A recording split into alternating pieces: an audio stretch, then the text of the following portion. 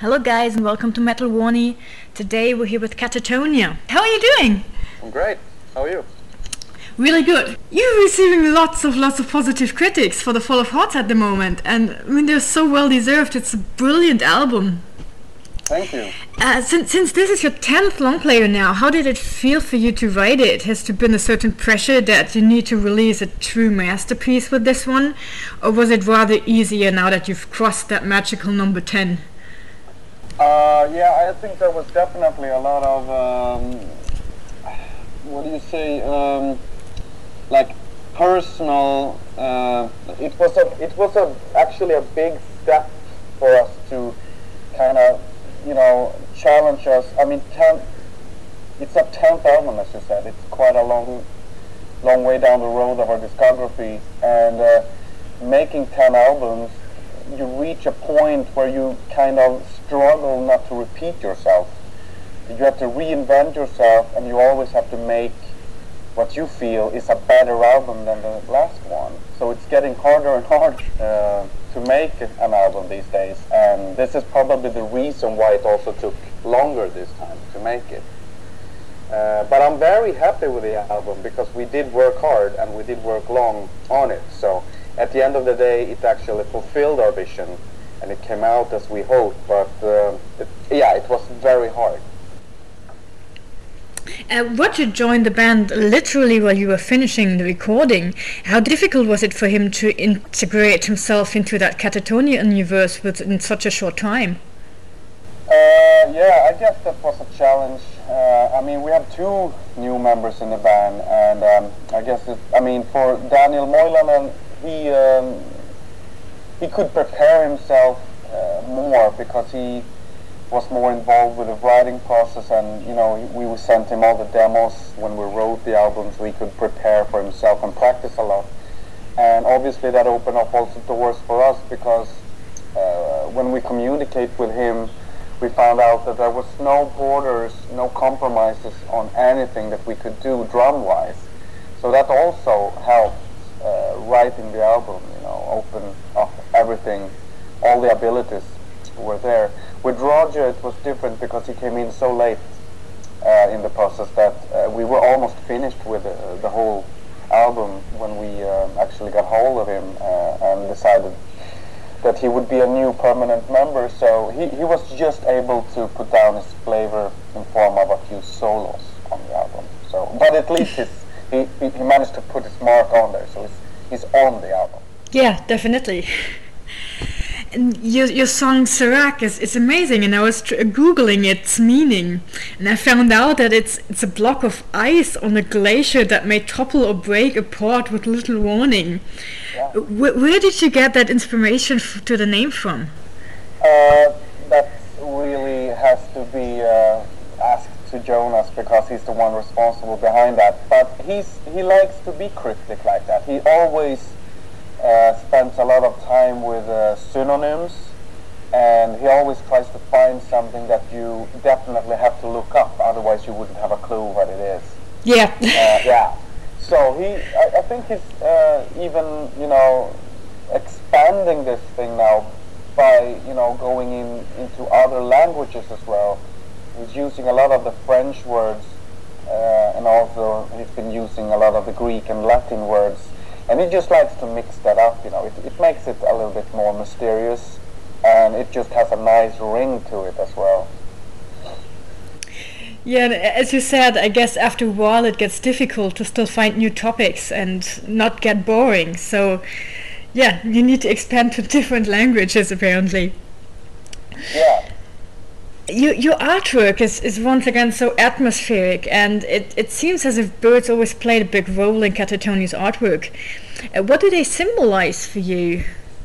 Well, yeah, the bird is something, it's kind of a symbol that we've been having with us now for many years. I think the first time we even put it on the front cover of another album 20 years ago. Brave Murder Day, and ever since it's just been with us. It's been coming and going in the lyrics of all the albums. It's been in the layout, it's been in a lot of the artwork, and it even finally ended up in the logo. so it's always there, and it's just a great representation of, you know, lyrically and thematically and conceptually what Katatonia is all about. The bird, I mean the raven or the crow in particular then, is what we see, you know, stands for death, which, you know, we write a lot about in our lyrics. And also it stands for freedom. The bird really represents freedom. So I think the combination of both is just perfect theme for Katatonia. Do you have a bird at home? Parrot or raven or something? No, I don't have one. I used to have a bird when I was a kid, but I mean, we see birds all around us. I mean, I'm actually looking out my window now, and I can see two crows in the tree just next to my house. So I mean, they're all around us all the time here. So I don't know if how like common it is with ravens or crows, but I really have them around me all the time. Speaking of birds, on your promo pictures you're posing with an owl. Where did you get this one from?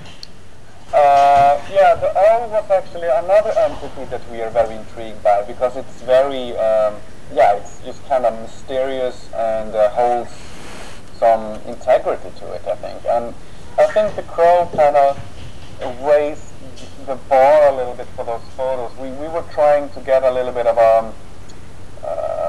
how do you say, chase the feeling of a little bit of a dark gentleman's club. Yeah. You know, yeah. It sounds silly to say it like that, but when you look at the photos, you kind of get, you know, the idea of what we were after. And I think the owl just, you know, added to that touch of it. You know, it was not something really planned, but the owner of the studio actually said he had it, and we just said like, wow, yeah, let's make it a new member right here. And the fundament of your music are emotions, yet your musical abilities evolved immensely during your career. And has there ever been a point where you feared that your need for technical perfection would take over the emotional aspect, and that you could lose the heart and soul of the band? No, that's never been a worry. I still see ourselves as a pretty simple band. I mean, if I look back on what we've done some albums that have been driven and charged only 100% by emotion. So we've done those albums, and I think we have that in our heart. We will always deliver very, very emotional, creative albums. But if we can also raise the bar for the technical aspects of musicality, that's just a good thing in my eyes. Have you ever felt too happy for writing that kind of music? Well, if I'm too happy, I simply don't write music for Katatonia. Okay, so you always need to get back into a certain depressive mode to write music? I wouldn't say it has to be depressive, but it definitely has to be special. I need to be alone, first of all. I cannot write music for Katatonia while there's other people in the room talking about going on a trip to the lake or something. It needs to be on my own terms, in my own solitude, in my own kind of mind frame. That's where I'm able to create stuff for Katatonia. So this is also the reason why we are not writing any music on the road while touring. It's not. We tried, but we just cannot come up with good material that way. You know, circumstances really have to be right, and they are right when you are alone at home mostly. So has there never been a Katatonia song written on the road? No. Wow. Yeah. But then you're quite quick when you consider how long it takes you to write albums, even after touring. Yeah, I guess we push ourselves a lot, because once we do enter the writing stage of a new album, that's all we do. It's like a tunnel vision. We block the world outside, and we just focus on making this album, and we sit like 24/7 with it. So yeah, maybe it's a quick affair, but it's a big effort, you know. Do you personally see your music as fuel for melancholia, or rather a relief from depression? I would say a little bit of both. I think both parts has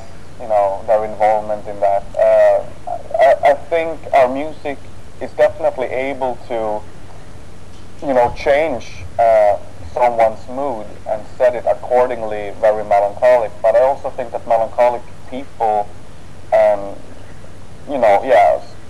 to a certain extent, a depressed person is drawn to our music as well.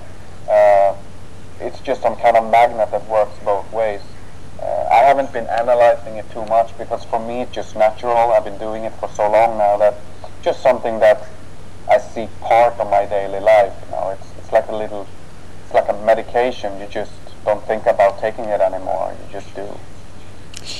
You do see it as a medication and not as something that sometimes drags you down? It's more like therapy in that sense. Yeah, okay. Yeah. So, yeah, it's usually how I was always with dark and melancholic music, that if I feel down, there's nothing else I want to do than listen to that kind of music. I guess you've been following the news lately, so do you believe that Axl Rose is able to front AC/DC? Well, wow. I really don't know. I mean, I think the decision itself is kind of far-fetched. It's like, it just feels like a very desperate, tired, decision to make in the first place. Maybe he will do a good job once he's, in this position and the band's happy to have him and he feels he's mantling the role well. But I think just making that decision was wrong in the first place. That's how I see it. Okay, so we're really looking forward to your tour. I've seen first dates being announced, I think this morning or yesterday. Yeah, the first leg has been announced. There's a lot more to come, especially in Germany. There's a lot more dates to come. Yeah, it has to do with some festivals putting some restrictions, on the announcement dates and stuff like that. Yeah.